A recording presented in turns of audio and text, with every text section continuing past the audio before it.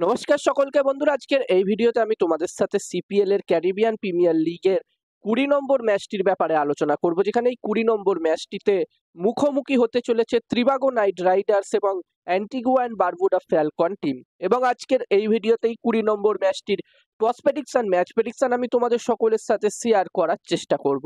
ভিডিওটা একদমই ছোট্ট ভিডিও হবে, তোমরা স্কিপ করো না, পুরো ভিডিওটা দেখো। আর ছোট্ট ভিডিওটা ভালো লাগলে অবশ্যই একটা লাইক করো। আর বন্ধুরা, এই সিপিএল এর বাকি প্রতিটা ম্যাচের আপডেট আমি দেবার চেষ্টা করব। যারা যারা চ্যানেলটিকে সাবস্ক্রাইব করোনি, অবশ্যই চ্যানেলটিকে তোমরা সাবস্ক্রাইব করে নিতে পারো। আর তোমরা যারা যারা আলাদাভাবে এই ম্যাচটির 100% winning match report, match prediction জানতে চাও, তারা অবশ্যই এই স্ক্রিনে দেওয়া হোয়াটসঅ্যাপ নাম্বারটিতে মেসেজ করতে পারো।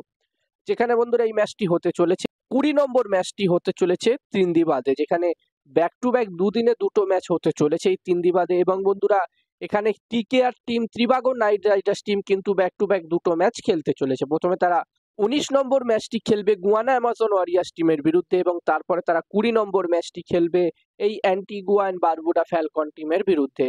যেখানে টিকেআর টিম এই মুহূর্তে 4টে ম্যাচ খেলে নিয়েছে এই দুটো ম্যাচ খেলার আগে পর্যন্ত, এবং এই 4টে ম্যাচের মধ্যে তারা 3টে ম্যাচ জিতেছে, একটি ম্যাচ তারা হেরেছে। এবং টিকেআর টিম এই মুহূর্তে পয়েন্টস টেবিলসে 4 নম্বর পজিশনে আছে, এবং এখান থেকে টিকেআর টিম অবশ্যই চাইবে তাদের বাকি ম্যাচগুলোতে ভালো পারফর্ম করে এখান থেকে কোয়ালিফাই করতে প্লে অফসে। তার আগে তারা চাইবে এই ব্যাক টু ব্যাক তারা দুটো ম্যাচ খেলছে, দুটো ম্যাচেই জয়লাভ করতে। এবার দেখার বিষয় থাকবে কি হয়। আর বন্ধুরা, যেখানে অন্যদিকে অ্যান্টিগুয়া অ্যান্ড বারবুডা ফ্যালকন টিমের কথা বললে, এই টিমটি অলরেডি 8টা ম্যাচ খেলে নিয়েছে। তাদের আর গ্রুপ স্টেজে দুটো ম্যাচ বাকি আছে, এবং এই 8টা ম্যাচের মধ্যে তারা দুটো ম্যাচ জিতেছে, বাকি 6টা ম্যাচ তারা হেরেছে। এবং এই মুহূর্তে Antigua and Barbuda falcon team points টেবিলসের 5 নম্বর পজিশনে আছে। তবে বন্ধুরা, এই টিমটির কাছে চান্স আছে এখান থেকে প্লে অফসের জন্য কোয়ালিফাই করার।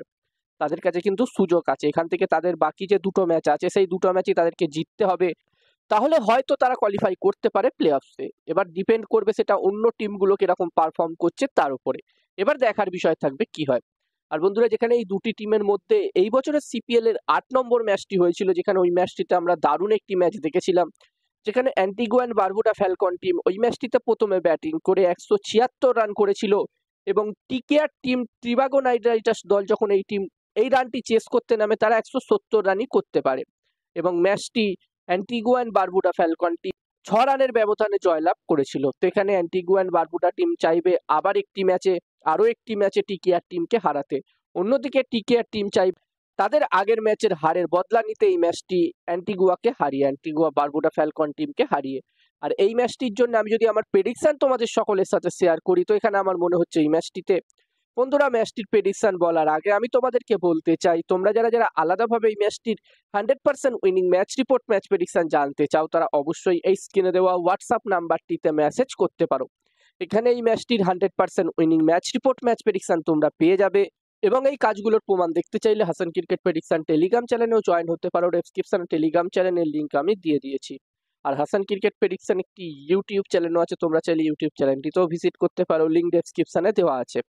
আর যতদূর আমার মনে হচ্ছে বন্ধুরা, এই ম্যাচটিতে এখানে টস জিততে পারে টিকেআর, এবং এই ম্যাচটিও জিততে পারে টিকেআর। আমার প্রেডিকশন রইল ত্রিবাগো নাইট রাইডার্স সেই ম্যাচটিতে টস ম্যাচ দুটোই জিতবে।